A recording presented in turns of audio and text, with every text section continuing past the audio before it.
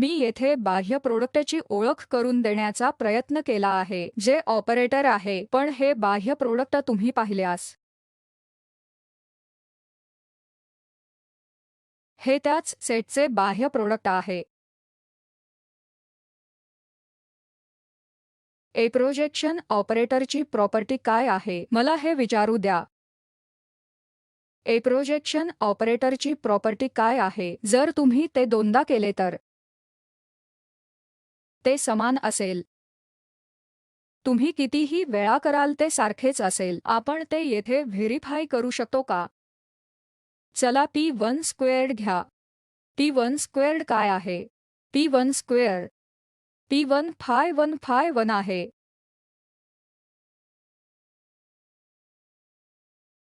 तुमच्याकडे देखील असेल फाय 1.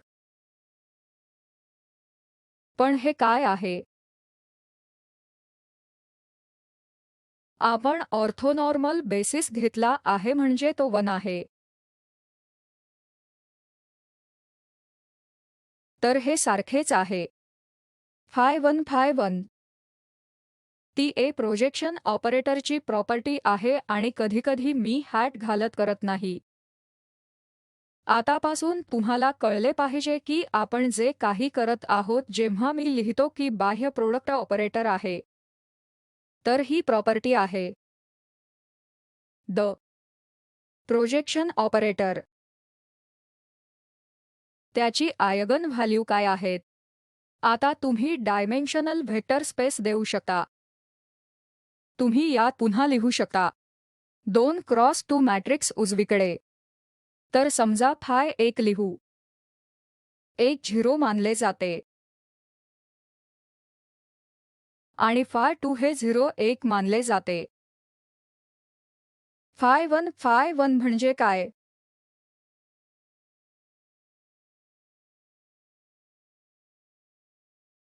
एक 0 0 0. याची आयगन व्हॅल्यू काय आहेत? 0 आणि 1 राईट. जर स्टेट त्या सबस्पेसमध्ये असेल तर ते त्याचप्रमाणे प्रक्षेपित होईल, ते जसे आहे तसे होईल. पण जर ते सबस्पेसमध्ये नसेल तर ते जेडेई असेल जेणेकरून तुम्ही येथे काही सॅटिस्फाय करू शकता. P1 चौरस -P1 ते इक्वेशन सोडवू शकता.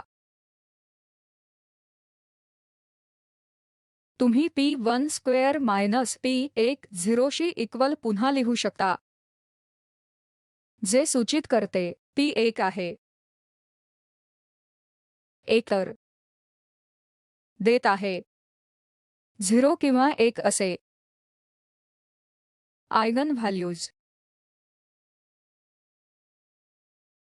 म्हणून मी ही कंडिशन लिहितो की जेव्हा मी हे 2 ऑपरेटरचे प्रोडक्ट आहे तेव्हा ही स्थिती एकतर मला सांगेल की T1 0 आहे किंवा P1 आहे, जे मी म्हणण्याचा प्रयत्न करीत आहे त्या सर्वांशी इक्वल आहे, आणि हे P1 squared equal P satisfy देखील केले पाहिजे. या मर्यादांसह हे एकमेव शक्यता ठीक आहे. तर हे या प्रोजेक्शन ऑपरेटरचे सौंदर्य आहे जिथे हे बाह्य प्रोडक्ट फाय 1 हे 1 0 0 0 आहे. नंतर इतर प्रोडक्ट फाय 2 0 0 0 1 असेल.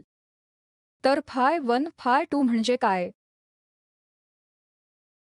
फाय 2 हे प्रोजेक्शन ऑपरेटर नाही, पण ती अद्याप 2x2 मॅट्रिक्स आहे.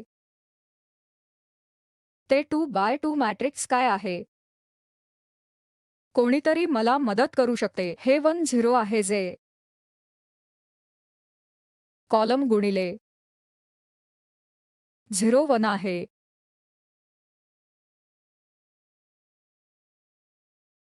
त्याचप्रमाणे फाय 1 म्हणजे काय?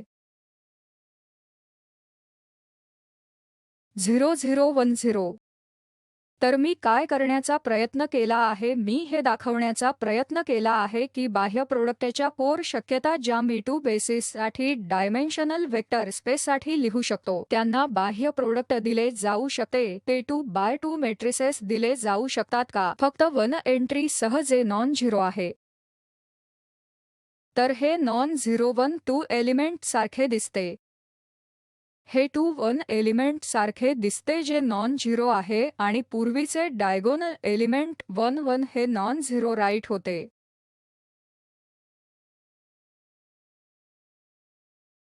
फाय 1 फाय 1 आणि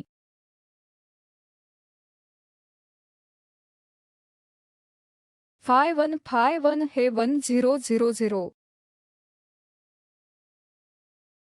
आणि फाय 2 हे 0 0 0 1. तर हे तुम्हाला काहीतरी सांगायला हवे. तुम्ही लिहिलेले 2 x 2 मॅट्रिक्स या डिराक नोटेशनच्या टर्म्स प्रस्तुत केले जाऊ शकते जेथे तुमच्याकडे असेल 2 डायमेन्शनल केसमध्ये फाय 1 आणि फाय 2 सह 4 संभाव्य बेसिस कंडिशन म्हणून मला ते लिहू द्या. म्हणून जर तुम्ही घेतले काही ऑपरेटर ए, आपण पुन्हा लिहू शकता या 2 डायमेन्शनल वेक्टर स्पेसमध्ये काही म्हणून याचे रिप्रेझेंटेशन 1 1 1 2 2 1 2 2. मी हे म्हणून पुन्हा लिहू शकतो A1 1 5 1 5 1 plus A1 2 5 1 5 2 plus A2 1 5 2 5 1 plus A2 2 5 2 5 2.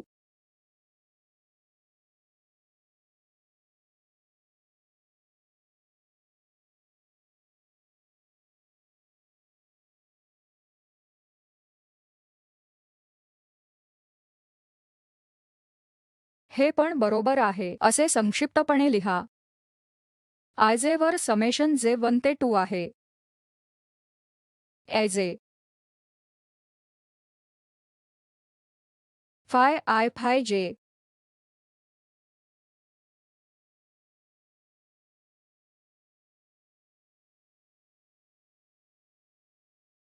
तर जसे आपण एस्टेट साय लिहिले i c i phi i वर समेशन म्हणून मी कोणताही ऑपरेटर लिहू शकतो. हा operator position operator momentum operator कोणी संवेग ऑपरेटर असू शकतो. सर्व शक्य ऑपरेटरद्वारे म्हणजे जे काही तुम्ही मध्ये पाहता निरीक्षण करण्यायोग्य. त्यामुळे त्यांना क्वांटम मेकॅनिक्समध्ये ऑपरेटर दिला जाऊ शकतो आणि त्यांची व्याख्या करता येते जसे फाय आय किंवा बेसिस स्टेटसाठी बाह्य प्रोडक्ट ऑपरेटरसाठी आधार असेल.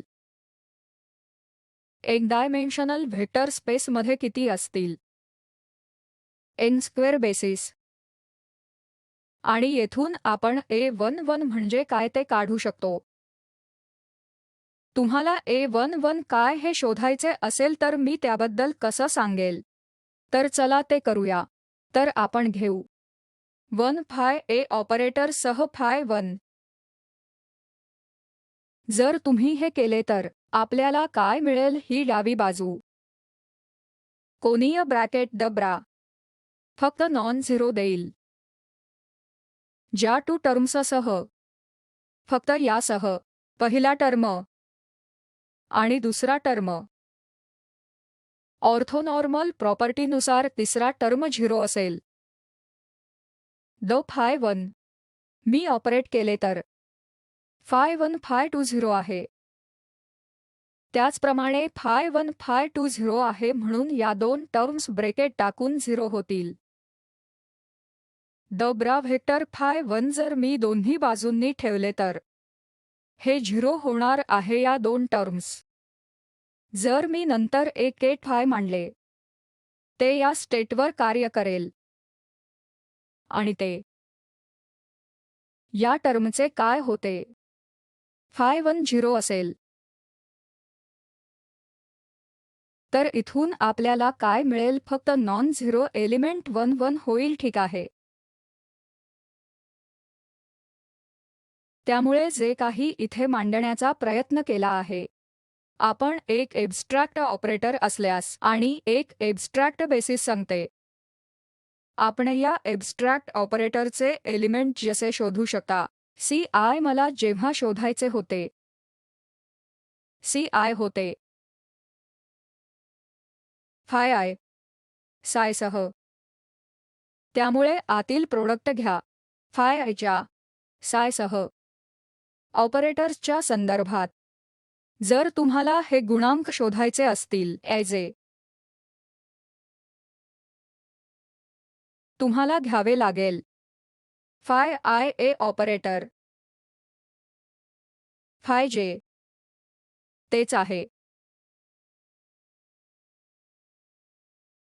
कोणताही ऑपरेटर हॅमिल्टनियन ऑपरेटर तुम्ही लिहू शकता आणि असेच ऑपरेटरना देखील एक बेसिस आहे बेसिस हे या बाह्य प्रोडक्ट आहेत हे व्हेक्टर आहे जेणेकरून ते एन स्क्वेअर्ड बेसिसवर असतील आणि आपण कोणतेही अनियंत्रित ऑपरेटर लिहू शकता च्या लिनियर कॉम्बिनेशन्स म्हणून या बाह्य प्रोडक्ट स्पेसेस समजा मी तुम्हाला ते देतो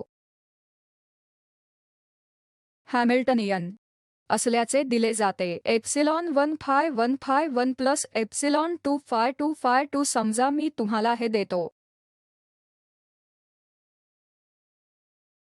याचा अर्थ काय हे टू प्रोजेक्शन ऑपरेटरसारखे आहेत कोणतेही क्रॉस टर्म्स नाहीत तर हे यासाठी मॅट्रिक्स रिप्रेझेंटेशन्स असेल ए डायगोनल मॅट्रिक्स म्हणून लिहिले जाऊ शकते ऑफ डायगोनल टर्म्ससह बी आणि सी आपण वाचण्यास सक्षम असणे आवश्यक आहे या नोटेशनमध्ये कोणतेही ऑपरेटर दिले आहेत याचा नेमका अर्थ काय जसे मॅट्रिक्स ऑपरेटर मॅट्रिक्स रिप्रेझेंटेशन जर असे मांडले आपण तिथून वाचू शकले पाहिजे ते डायगोनल आहे की नाही ते ऑफ डायगोनल आहे की नाही पण एकदा तुम्ही ते या नोटेशनमध्ये आयगन व्हॅल्यूज आणि आयगन व्हेक्टर्स शोधताना तुम्ही तुमच्या गणिताचा कोर्स आधीच बरोबर केला आहे कोणतेही 2x2 मॅट्रिक्स जर मी तुम्हाला ABCD दिले तर तुम्हाला आयगन व्हॅल्यूज कसे सापडतील तर मायनस लॅम्बडा आय निर्धारक त्या 0शी इक्वल त्या उजवीकडून तुम्ही आयगन व्हॅल्यूज शोधू शकता त्यामुळे तुम्हाला आयगन व्हॅल्यूज म्हणून लॅम्बडा 1 आणि लॅम्बडा 2 द्यावे लागतील द्वारे नुकतेच दिले ह्या matrix A minus lambda I आहे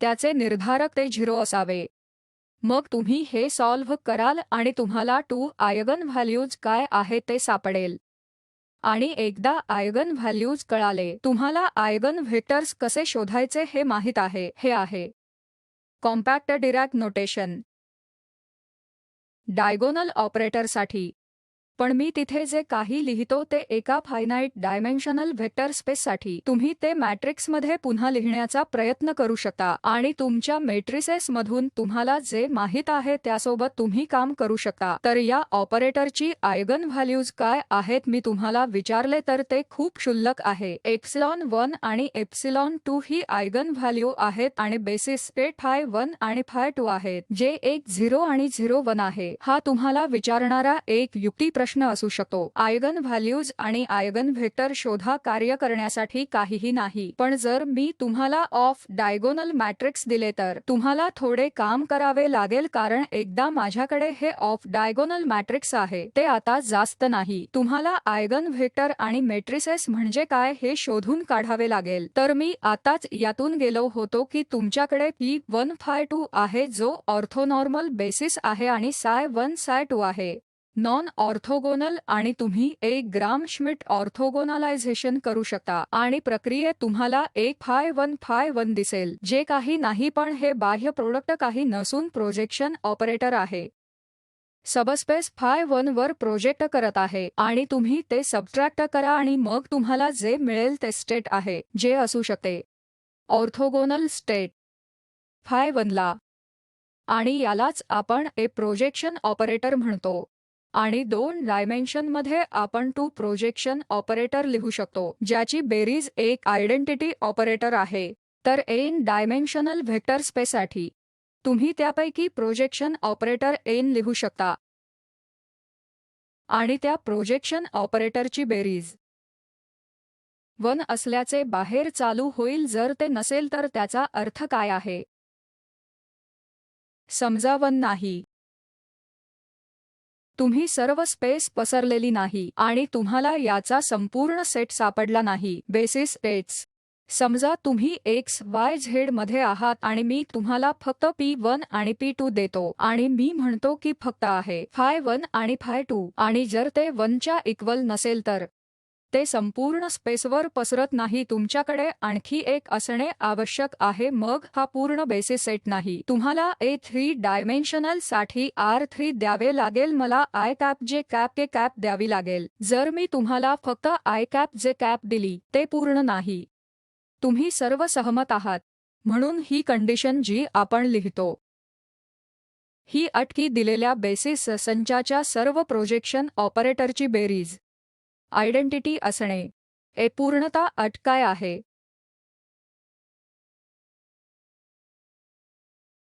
ही पूर्णतेची कंडिशन आहे आणि आम्हाला याची गरज आहे. त्याशिवाय आपण काम करू शकत नाही.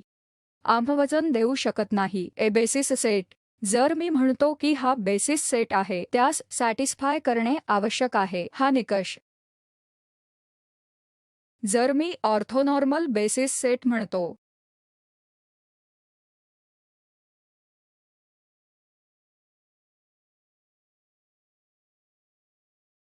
phi I 1 ते n पर्यंत I वर समेशन आयडेंटिटी ऑपरेटर असणे आवश्यक आहे. याला मी व्याख्येनुसार बेसिस सेट म्हणतो तर यावर सॅटिस्फाय असावं लागेल. याला पूर्णता कंडिशन म्हणतात. आणि तुम्ही एकदा ऑर्थोनॉर्मल बेसिस म्हणायला पाहिजे. हे समजले की हा डेल्टा आय जे आहे सर्व आय जे साठी जे 1 ते n दुसरे काय आहे? कोणताही ऑर्बिट्ररी ऑपरेटर स्वल्पविराम जे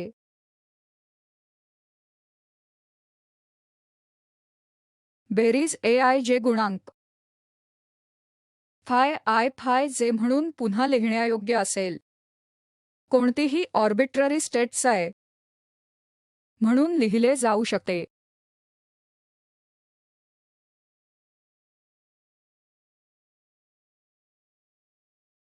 हे केअर बेसिस रेट घेते.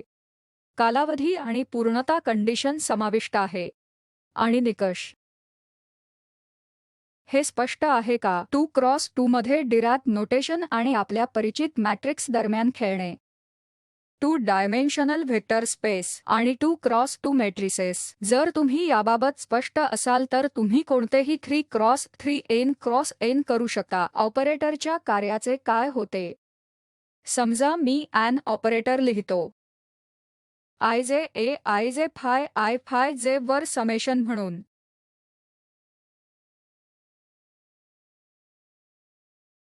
ऑपरेटरच्या कार्याचे काय होते? समजा मला हे करायचे आहे. तो 1 प्रश्न आहे. आणि मग तुम्ही करू शकता. ऑपरेटरच्या एक्सपोनेन्शियल मध्ये एक्स्ट्रापोलेट करा. हे काय आहे? स्क्वेअर्ड हे पुनरावृत्ती करत आहे. आपण 2 भिन्न निर्देशांक ठेवू शकता आणि हे बरोबर करा. स्क्वेअर्ड असेल n वर समेशन n आणि मग तुम्हाला phi n असेल आणि नंतर IJ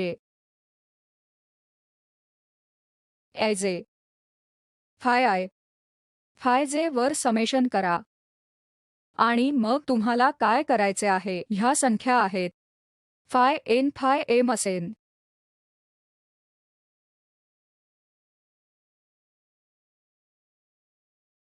n IJ वर समेशन्स बाहेर काढा. सर्व स्केलर बाहेर काढा. मग आपल्याकडे phi m नंतर phi जे काय आहे?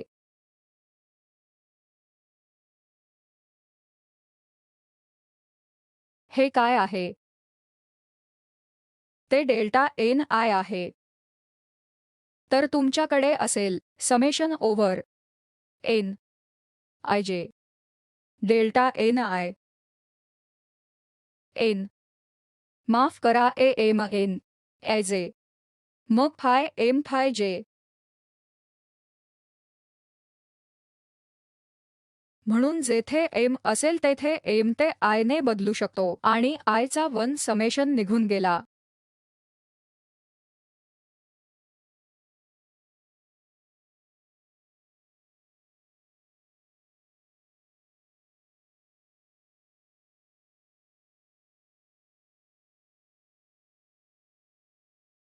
तर ही गोष्ट तुम्ही अशी लिहू शकता.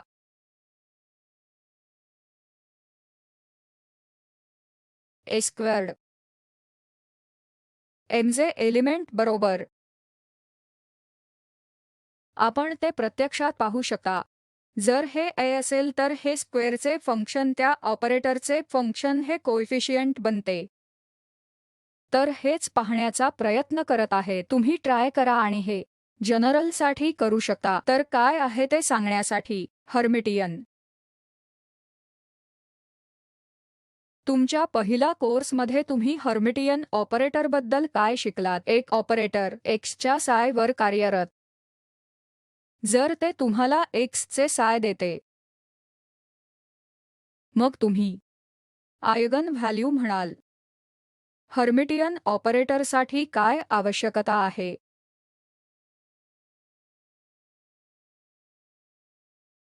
हे आयगन व्हॅल्यू इक्वेशन आहे. एगन व्हॅल्यू आहे. तुम्हाला ए ते बी म्हणायचे असल्यास ए भांडवल ए ऑपरेटर असणे. हर्मिटियन ऑपरेटर नंतर एक रिल असणे आवश्यक आहे. जेव्हा आपण डीचे एक्सपेक्टेशन व्हॅल्यू डी एक्स ऑपरेटरद्वारे करता, काय होते? तुम्ही हे इमॅजिनरी असल्याचे दाखवू शकता. तुम्ही हा प्रयत्न केला का? तुमच्या ए बॉक्स पार्टिकलमध्ये कृपया हे करा. बॉक्समधील पार्टिकल पहिल्या एक्साइटेड स्टेट किंवा ग्राउंड स्टेट किंवा कोणत्याही स्टेटमध्ये घ्या. डी बाय डी एक्सचे एक्सपेक्टेशन व्हॅल्यू काय आहे ते शोधा. म्हणूनच डी बाय डी एक्स ए नाही. हे मला एक्सपेक्टेशन व्हॅल्यू देत आहे जे इमॅजिनरी आहेत, जे निरीक्षण करण्यायोग्य प्रमाण नाही. म्हणून आपण हे i d by D x करतो. कारण डायमेन्शनल गोष्टींसह तुमच्याकडे एच क्रॉस देखील निगेटिव्ह साईनसह आहे. हे रिअल असेल. मला खात्री आहे की तुम्ही असाइनमेंट समस्यापैकी 1 मध्ये ते केले असेल. डेल बाय डेल एक्सची एक्सपेक्टेशन व्हॅल्यू इमॅजिनरी आहे. तुम्ही हे केले आहे का? जर तुम्ही ते केले नसेल तर कृपया करा. ते अवघड नाही. कृपया प्रयत्न करा आणि सिद्ध करा. बॉक्समधील पार्टिकलसाठी डीएल एक्स ऑपरेटरद्वारे डीएलचे एक्सपेक्टेशन व्हॅल्यू सिद्ध करा. ते इमॅजिनरी आहे. तर minus I H cross Diehl bye Diehl x real असणार आहे. म्हणून जर तुम्हाला निरीक्षणीय म्हणायचे असेल तर ऑपरेटरचे एक्सपेक्टेशन व्हॅल्यू असावे रिअल. तर डी द्वारे D X operator expectation value real नाही. ते इमॅजिनरी आहे. तर तुमच्यासाठी momentum operator minus I H cross del by del X आहे, कारण ते एक्सपेक्टेशन व्हॅल्यू रिअल असेल. ही अशी गोष्ट आहे जी तुम्हाला माहीत असल्यास मग याकडे जाऊ शकतो. मी हे बुधवारी करेन. तुम्ही ब्रेकमधून आल्यानंतर हेर्मिटिसिटी कंडिशन मी इथेच थांबते.